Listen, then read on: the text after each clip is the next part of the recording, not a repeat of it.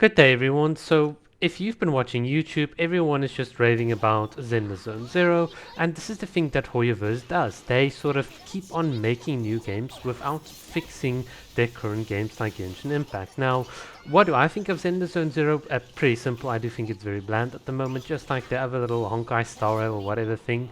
They're not, I don't think they're games in the same league as Genshin, but this is what Hoyoverse wants to do. They want to take the money that we sort of put into Genshin and they want to create new IPs and so on. And maybe I'm wrong and those games are the best games ever to be created and super successful. We don't really know, but what is frustrating is if you spend money on Genshin Impact, you obviously expect that, you need to sort of compensate the developers, the artists, and all of the really talented people for their hard work, not the CEOs to sort of fund some sort of random projects we don't care about whilst our game is neglected. And this is my sort of issue with like sort of Genshin Impact and so on. It really is frustrating. Genshin Impact is such a good game, but look, we've got no real end game system.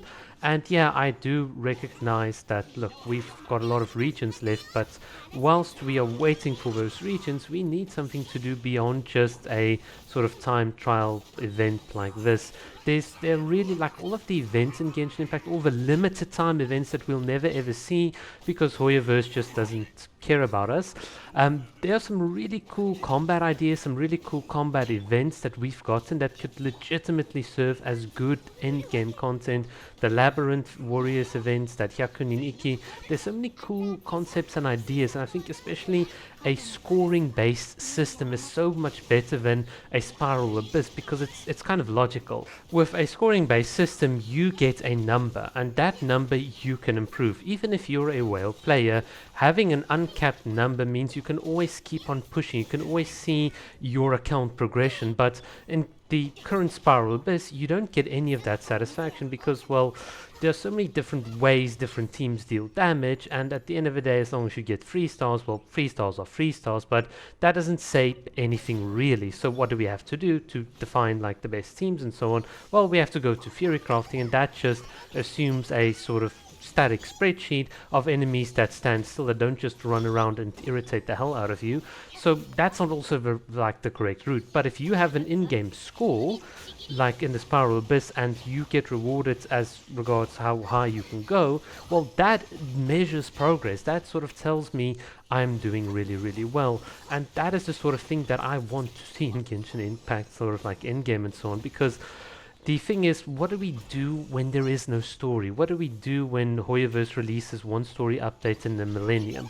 It's just, it's like, yeah, this is such a good game. Oh, and look at this, by the way. My little Klee, yeah, I don't know what she's doing. She is just absolutely melting the ice cubes because a charge attack, as I'm being told, should hit the cryo hypostasis. That is what charge attack should do. It should not dematerialize the ice cubes, and this is my problem. There are lots of little small things like this. There are things like the cryohypostasis, like when it hits you whilst it's like rolling, sort of like drops your frame rate to 30, and it's just kind of unacceptable. You have stuff like on the next floor where you get like the slowing waters and stuff where you're afflicted, and let's say it's not a good run and you reset. Well, now you've got to wait another 30 seconds because for some reason our cooldowns don't reset when we click the reset button. Your stamina doesn't reset. In fact, what you can do is you can get the slowing water debuff on someone like Klee, you throw your bomb, you exit the Spiral Abyss, you go back in, and it's still on a cooldown. It's just madness how they haven't fixed the end game and so on, and added like way more variety, like a bunch of flaws. But yeah, it's just so frustrating. And the other thing that's frustrating is, let's say you spend money on Genshin Impact, let's say you C6R5'd a couple of characters and so on. Well, Genshin Impact or Hoyoverse expects you to, I don't know, play Zenless Zone Zero and pay from the beginning. You have to pay again. If you want new characters, you have to pay in another game. This whole concept of a Hoyoverse, your one account linked to different UIDs in different games, well, that doesn't really exist. All that really exists is, well, this is a game you're gonna pay. Oh, you want to play our next game? Well, pay up again. Wouldn't it be cool if you paid money in Genshin Impact and about 60 or 70% of the value that you've purchased automatically carries over to all of the UIDs or all in-game accounts linked to your Hoyoverse ID. That would be like so cool, because for me, I wouldn't be able to cover all of those games. I would be able to sort of use the amount that I've spent in Genshin to progress a lot faster, so it won't take too much of my time, and that's the big thing. I want sort of my time to be valued. But instead, no, what Hoyoverse wants you to do is to keep on swiping your credit card for every new game, and once you've done it on one game, well, they're busy creating another game that you also are gonna have to play again, and sort of, you know, sort of pay up and so on. It's just, I don't know, it's just, I think somehow they've lost the plot from a strategic viewpoint. It doesn't feel like a Hoyoverse where all the games and this environment that they've created fits together. It just feels like a bunch of random projects that they just want to flog to you. So that is my biggest frustration, and that's why I'm not gonna play Zenless Zone ZZzz. I'm not gonna play Honkai Star Rail, which is an absolute terrible game because it's just turn-based and boring. I'm just gonna keep on playing Genshin, and once the story ends in Genshin Impact, once the viewership on my channel falls, we'll just sort of call it quits and then move on with our life.